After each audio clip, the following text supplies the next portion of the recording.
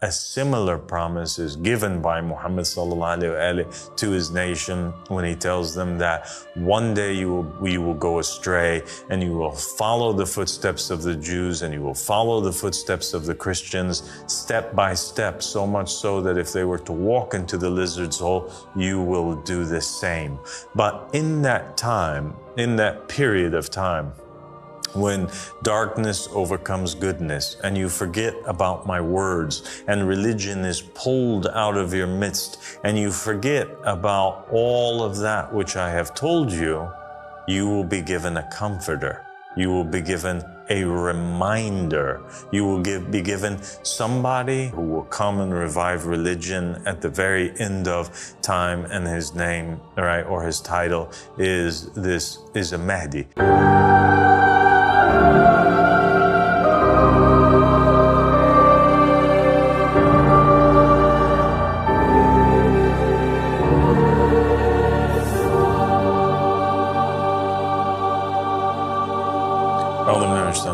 بسم الله الرحمن الرحيم اللهم صل على محمد وآل محمد الأم والمهدينا وسلم تسليما السلام عليكم ورحمة الله وبركاته. My dear brother and companion Mark.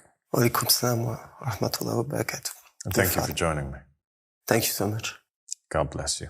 Today we want to talk about this theme that is present within Islam and the narrations of Muhammad and the family of Muhammad, that everything that Allah subhanahu wa ta'ala has given the prophets and the messengers before, anything that He's given to anyone, He also grants or gives to Muhammad and the family of Muhammad alayhi salam.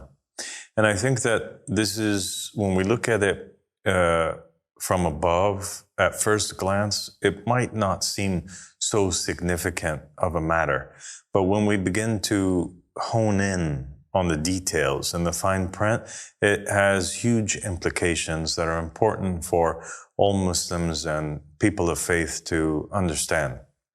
So the most obvious illustration of this comes in the prayer, the Muhammadan prayer, the prayer of the sixth covenant, the one that Muhammad sallallahu alaihi wasallam had established when he says and he commands those who pray to say in their prayer, "O Allah, send your peace and blessings upon Muhammad and the family of Muhammad as you've sent your peace and blessings upon Abraham and the family of Abraham."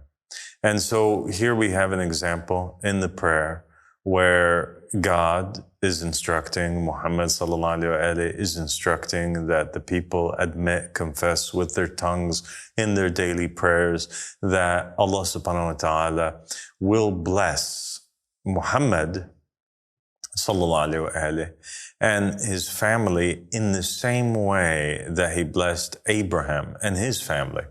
And what were the blessings that God had sent down upon Abraham and his family? Well, one, Abraham is known as the Khalil of Allah subhanahu wa ta'ala. He's the friend of God, right? And Muhammad sallallahu alaihi wasallam is the Habib of Allah subhanahu wa ta'ala, the beloved of Allah subhanahu wa ta'ala. So here we have God granting Muhammad what He granted to Abraham, but even more so, on a closer level, even on a more deeper level than He did to Abraham. If Abraham's the friend, then Muhammad is the beloved. And who is the family of Abraham? The family of Abraham are who? Are Ismail and Isaac, right? Jacob, and the children of Israel, right? The Bani Israel. And Allah subhanahu wa ta'ala chose the Bani Israel, the children of Israel, over all of the worlds. And so in the same fashion, Allah subhanahu wa ta'ala must have chosen the family of Muhammad sallallahu alaihi wasallam over all of the worlds, but even in a much greater way.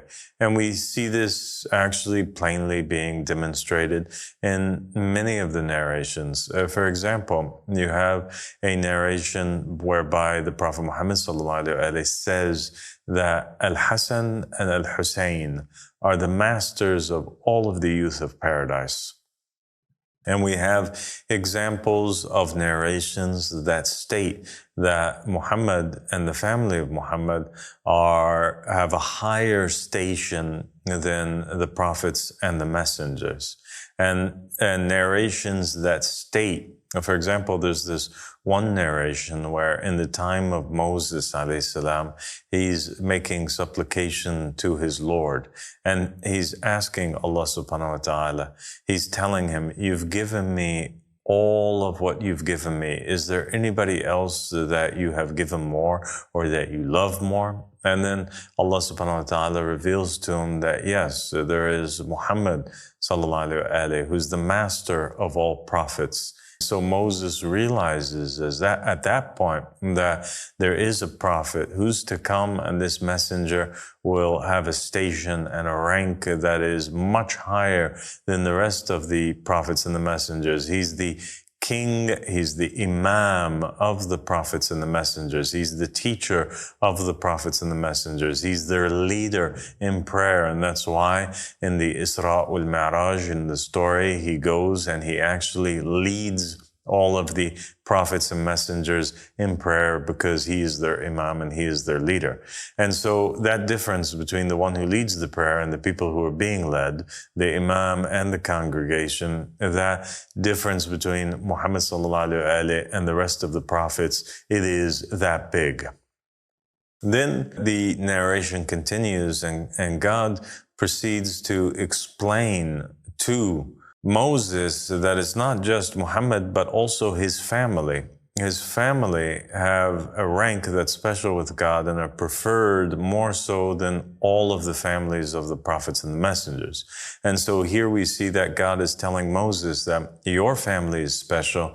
Maryam is a prophetess. She speaks to the angels. She receives revelation in the same way that, for example, Mary, the mother of Christ, God had revealed to her or inspired her or spoke to her through an angel who appeared to her, or Lucha, the mother of Moses alayhi salam, when the Quran says that God inspired her and commanded her to put Moses into the basket. Maryam, the sister of Moses, had that same rank, that same station. And she was at a rank of a prophet, right? And Maryam, even though she was at a rank of a prophet, and even though Aaron, the brother of Moses, was his spokesperson, was his companion, was a prophet messenger, and was a chief priest for all of Israel, Allah subhanahu wa ta'ala says that Ali ibn Abi Talib alayhi salam, the successor of Muhammad, is the best of all successors. And he's higher than all of the family members and all of the successors of the rest of the prophets and the messengers, all right? And the same thing goes for Fatima Zahra alayhi salam and the rest of the family of Muhammad sallallahu alayhi. The narration continues, and God proceeds to explain to Moses that also the nation of Muhammad sallallahu alaihi has a preference above all other nations and are better than them all. And that the difference between the nation of Muhammad and the rest of the nations is the same difference as Muhammad sallallahu alaihi and the rest of creation. It's that vast of a difference. And so Moses, wishing to see the nation of Muhammad sallallahu alaihi, he asks God, can I see them? God tells Moses, no, you cannot see them. It's not their time yet. But stand between my hands and close your eyes, Moses. And then he calls forward the souls of the nation of the followers of the family of Muhammad, the nation of Muhammad sallallahu alaihi. And Moses hears them from inside of the loins of the people. He hears them saying, لبيك اللهم لبيك لبيك لا شريك لك لبيك إن الحمد والنعمة لك والملك لا شريك لك. They were saying the لبيك, God, we are for you, we respond to you, we hear you, oh God, for you is kingship, for you is praise. And Allah subhanahu wa ta'ala ended up making this the chant that the believers make at pilgrimage because of what the believers from the nation of Muhammad sallallahu alaihi wasallam had chanted at that moment when he called them forward from the loins and Moses heard their voices. Okay? And so we see here that Allah subhanahu wa ta'ala grants for Muhammad and his family all of that which he granted to the rest of the nations. God chooses Abraham, blesses him, blesses his family, chooses them. He does the same for Muhammad and his family. God prefers the nation of Israel. Well, guess what? God comes and he prefers the nation of Muhammad sallallahu alaihi wasallam, but each time he does so to a higher level and a higher rank. He grants Muhammad and his family that which he granted the others, but more on top of that. And that is also a theme that we find that is really evident in the miracles that were displayed. For example, you have Moses was given the Torah, and in Islam, Muhammad sallallahu alaihi wasallam was given the Quran. And the Quran is better than the Torah, right? According to the narrations of Muhammad and the family of Muhammad alayhi salam. Moses, he split the sea with his staff. Muhammad sallallahu alaihi wasallam, with his dua, he split the moon. And so what's more difficult, to split the sea or to split the moon? And so we find consistently these matters appearing in the traditions and in the narrations, this theme which is repeated.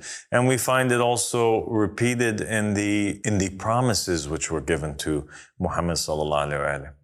And so when we come to, for example, a promise that was given to the Israelites, right? And Moses had told his people about, and this promise that Allah subhanahu wa ta'ala would send forward from the Israelites a man who would finally pull them out of their slumber, revive for them their religion, all right, and establish justice and equity on the earth, a Messiah figure, right? A figure who comes, Jesus Christ, who is a prophet, but he's different than the rest of the prophets, right? Because he has this additional title, and this title is what? A title of Messiah. Nobody else was a Messiah except for Jesus Christ, right? And this messianic figure was a figure that all of the prophets from the Bani Israel, they looked forward to. And actually they saw their prophethood and their works that they had done as blocks, bricks that they were placing one on top of the other in order that they may pave the road for the appearance and the coming of the Messiah, alayhi salam. And when the Messiah came, he came and he appeared and he taught the people and he showed great miracles and he healed the leper and he cured the blind and he exorcised demons, right? And the souls of the prophets and the messengers, like in the scene of the transfiguration of Christ, they appeared by his side as students of his and disciples. You had Moses and Elijah appearing in front of his disciples in that scene of the transfiguration of Christ. And so Jesus was given all these incredible things, and Allah subhanahu wa ta'ala would not have let that pass and not grant a nation and a prophet who is better than Moses, right, and higher than him, and a nation that is better than the Bani Israel, the same thing. And that is exactly why we see that a similar promise is given by Muhammad sallallahu alaihi wasallam to his nation when he tells them that one day you will go astray and you will follow the footsteps of the Jews and you will follow the footsteps of the Christians step by step, so much so that if they were to walk into the lizard's hole, you will do the same. But in that time, in that period of time, when darkness overcomes goodness and you forget about my words and religion is pulled out of your midst and you forget about all of that which I have told you, you will be given a comforter. You will be given a reminder. You will be given somebody who will come to you, whose name is a Mahdi, right? Who's a Mahdi. That's his title. Just like Jesus was given the title of a Messiah, this figure that will come, there's also this special title that's given to a figure who will come and revive religion at the very end of time, and his name, right, or his title is a Mahdi. And so what will the Mahdi do? Certainly he will do those same things, but even more than what it is that Jesus had done. And we will see and that's why we see in the narrations that some of the miracles that the Mahdi performs parallel the miracles that the prophets and the messengers had done, but on a greater scale. You have, for example, a scene where Jesus is walking on water in the middle of a storm, and his disciples are in a ship.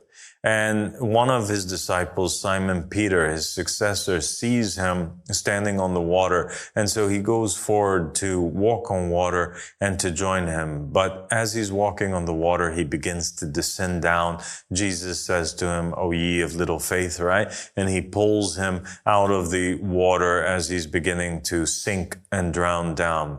Well, the same thing happens with the Qa'im, with the Mahdi. The Mahdi, he does not just walk on water, and his successor does not just walk on water, but rather, according to the narrations, his entire battalion of his army, an entire battalion of his army are seen and witnessed by the enemy forces walking on the water. And when they see that, so the enemy's witness, the companions of the Imam writing something on their feet, and then they proceed to walk on the face of the water. And they say that if he does that, right, then if his companions do that, then what is he like? Other narrations state that while Jericho collapsed at the hands of Joshua, son of Nun, and that was a great miracle, right? That the same thing happens with the companions of the Qa'im, but it's not just one city, it's many cities that they pass by, and by the praise, by the words, by the chants of Allahu Akbar, God is great, that the walls to those cities fall down to the ground. And so we see here the miracles repeating themselves. What was given to the prophets and the messengers was given or is given to the Mahdi from the family of Muhammad sallallahu alaihi wasallam. And so we shouldn't then think that anything is strange. We shouldn't think that anything is out of the norm. And we should look towards the verses and the stories of the prophets and the messengers to see what they were given, because we will see them again in the Mahdi. And that's why in one particular narration, he puts his back against the Kaaba and he says, whoever wants to see Adam, whoever wants to see Noah, whoever wants to see Abraham, whoever wants to see Jesus or Muhammad, then here I am.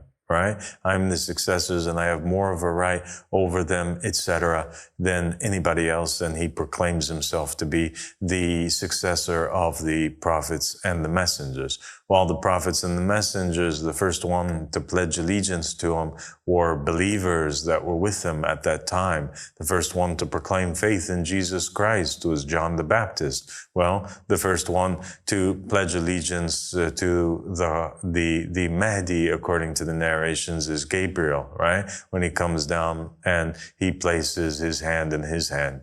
And so when we come to a particular phenomenon that people are afraid of, and that has to do with the jurisprudence, we find a verse in Surah Imran, verse 50. In the verses that precede that, they're speaking about Jesus and the great miracles that Jesus performs of curings, etc. And we find that Jesus also is being given the book, and he's been taught the Torah, and he's being taught the Gospels. But in that particular verse, it says, Bismillah ar-Rahman ar-Rahim, and I have come to you confirming that which is in his hands, the Torah.